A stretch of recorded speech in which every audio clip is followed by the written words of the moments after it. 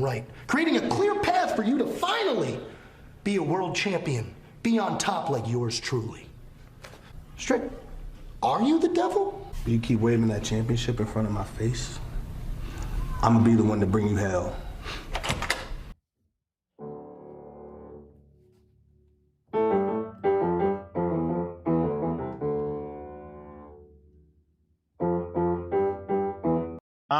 That little clip was just a reminder of something that I believe they should capitalize on when they have the chance. Something big could happen with a match like that. But before I get into that, I'm Rob, the wrestling old head here in the pro wrestling portal. You just entered the vortex. And I'm a wrestling fan of 36 years with an opinion on the current product. And this is the wrestling community safe space. Welcome all. Kick your feet up and relax and enjoy yourself. I've got some beverages. I've got some snacks. We're going to have a party. And tell a friend next time. Let's grow the community. Let's grow the party. Come on in, you guys. We're having a great time over here. Now, let's get into it. MJF returned this past Sunday at AEW's Double or Nothing at the MGM Grand in Las Vegas. A lot of history with MJF and Las Vegas, and a lot of history with MJF and Double or Nothing. It was nice to see him come back looking better than ever. He's got the Wolverine haircut.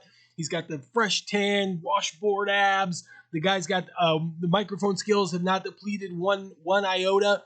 He's still full of piss and vinegar. He's still cutting promos like none other. Now, being in this return, it seemed like he closed a couple of the feuds and storylines that were in limbo upon his injury. The promo seemed to be insinuating that he was done with Adam Cole. He gave him a brain buster, sent him on his way. No interference from the Undisputed Kingdom. He just let Adam Cole just get carried off, and he seemed to be done with him. And then he also closed the chapter on the bidding war of 2024. Seems like that was closed with a tattoo of AEW on his back calf, insinuating that he was with the AEW and he wasn't going anywhere. So you close those two storylines. What is left for MJF on the other side of that? And we're going to talk about that and theorize it.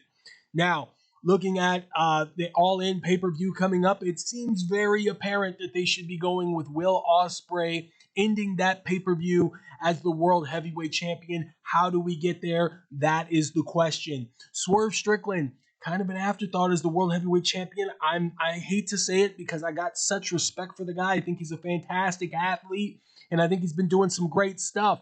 But being in the second to last main event at the pay-per-view told me a little something.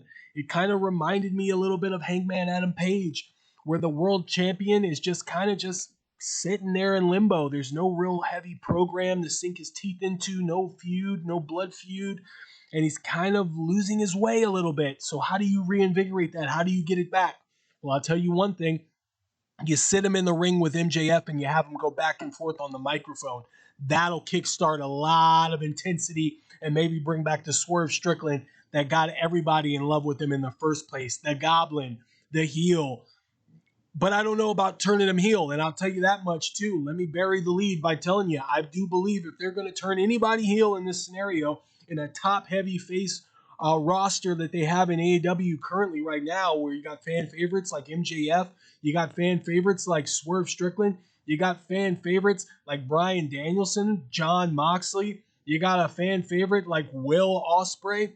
You do something like that, you switch it up, and you give MJF a chance to be the piece of shit, scum of the earth, asshole that you've always loved in MJF, and you have him doing some sly, sick, and evil stuff as he's insinuated. This is no longer the I love people and friends and sympathy for the devil type of MJF.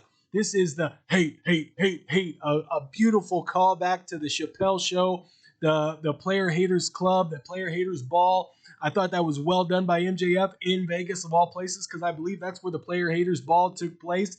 And it got me thinking, he's probably going to want all hot tubs cold. You know what I mean? So bringing MJF back and having him go into a program with Swerve seems like it makes a lot of sense. But if you have MJF win that, then you have him drop the world title to Will Ospreay in Wembley Stadium.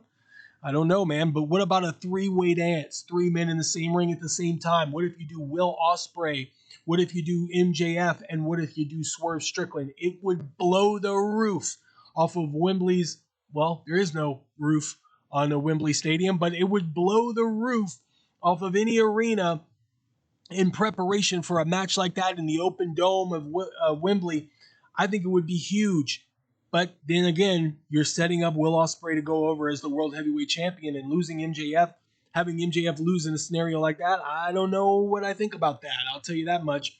The first program he has to have upon return, though, in my humble opinion, Samoa Joe. They've been really smart with keeping Samoa Joe fresh in the AEW fans' eyes and minds. And I believe that upon MJF's in-ring return, he should be in the ring with Samoa Joe. It makes a lot of sense. Maybe they do that at All In. Maybe they bring Adam Cole back and get him in the ring and do Adam Cole and MJF 2 and then do Swerve and Will Ospreay. Maybe we get in darker in the eviler side of Swerve Strickland, the Goblin, the guy that was willing to do whatever it took in order to win matches and get to the top of the mountain. Maybe we see that hungry Swerve back in preparation for his match against Will Ospreay at All In. Whatever they decide, I'm fascinated by it. You got me tuned in. I can't wait to see what they do with MJF this Wednesday on Dynamite. I would assume that they're going to have him in the ring and cutting promos, and I'm assuming that's also going to spike a pretty big rating depending on who you got in the ring with.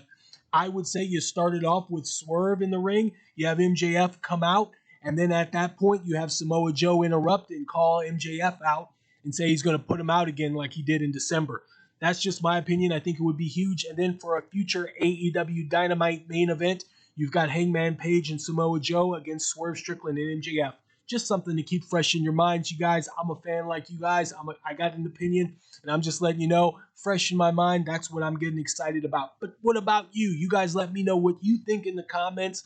Where do you think MJF's going? Who do you think is going to be the AEW World Champion as the conclusion of All In?